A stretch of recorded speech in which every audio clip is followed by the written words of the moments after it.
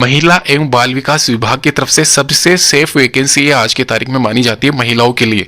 20,531 पदों पे वर्तमान में डब्ल्यूसीडी की तरफ से वैकेंसी। ब्लॉक स्तर पर आयोजित भर्ती प्रक्रिया में आवेदन हेतु सबसे पहले अपनी पंचायत समिति में रिक्त पदों की सूची विभागीय वेबसाइट से जांच लेवे। ये साफ साफ इसमें लिखा हुआ है।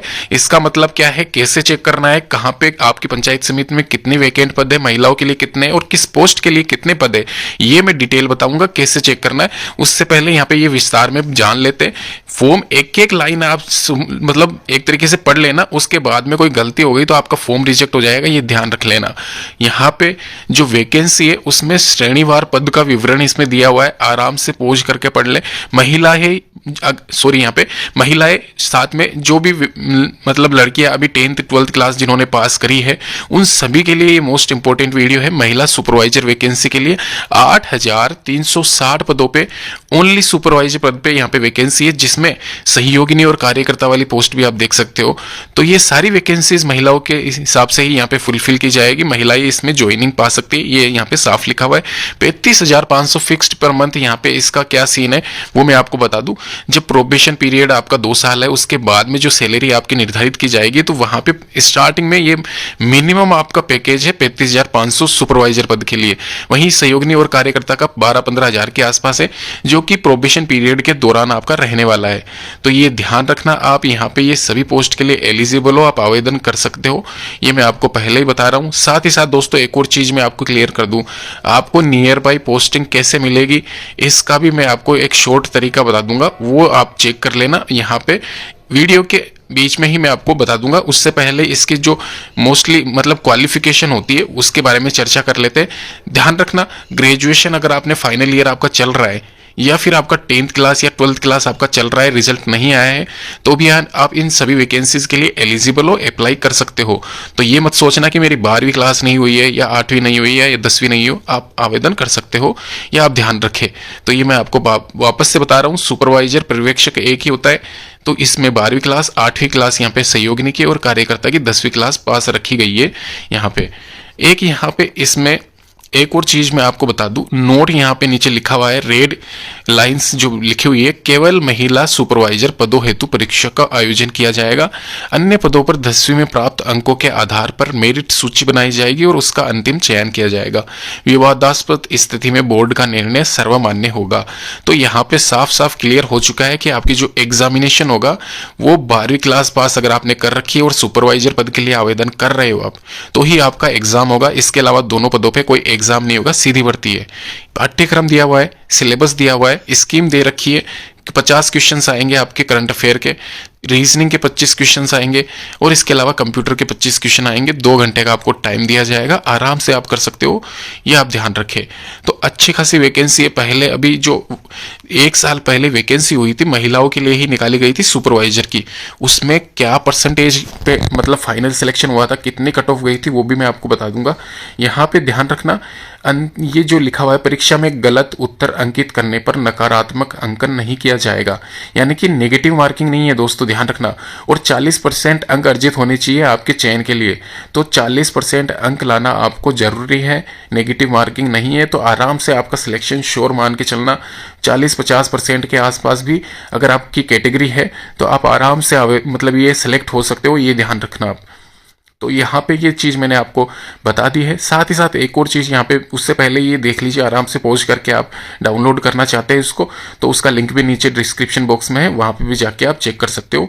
ये आपको पूरा का पूरा सिलेबस डाउनलोड हो जाएगा वहाँ से। 1/1/2025 तक आपकी जो आयु सीमा है वह 40 से अधिक नहीं होनी चाहिए, ये आप ध्यान रखें।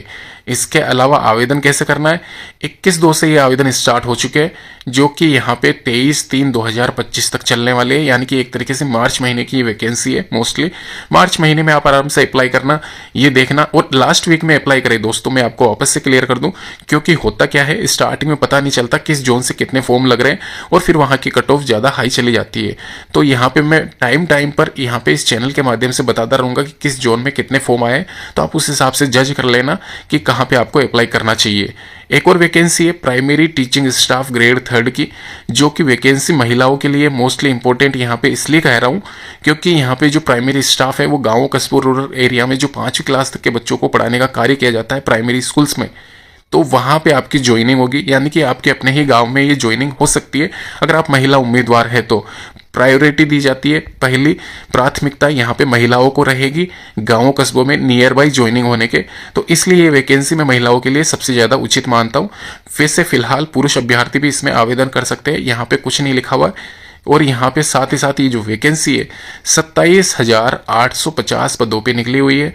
वैकेंसी में एसएसए सर्व शिक्षा अभियान के तहत ये वैकेंसी यहाँ पे कंडक्ट करवाई जाएगी। और वैकेंसी में प्राइमरी टीचर्स के साथ में पियोन और हेल्पर के पद है, जो कि ग्रेड के हिसाब से डिवाइडेड है, ग्रेड 3rd और 4th। यहाँ पे आप देख सकते हो पे मेट्रिक लेवल L06 L5 के अकॉर्डिंग यहाँ पे क्या सैलरी मिलेगी वो भी यहाँ पे इसमें मेंशन है। ध्यान रखना दोनों ही पद मिला के 27,850 होते हैं, जिसमें मैक्सिमम जो पद रहेंगे वो ग्रेड 4 के रहेंगे, ये आप ध्यान रखें। साथ ही साथ इसमें महिला और पुरुष अभ्यर्थी दोनों ही वैकेंसीज में आवेदन कर सकते हैं, ये भी आप ध्यान रखें।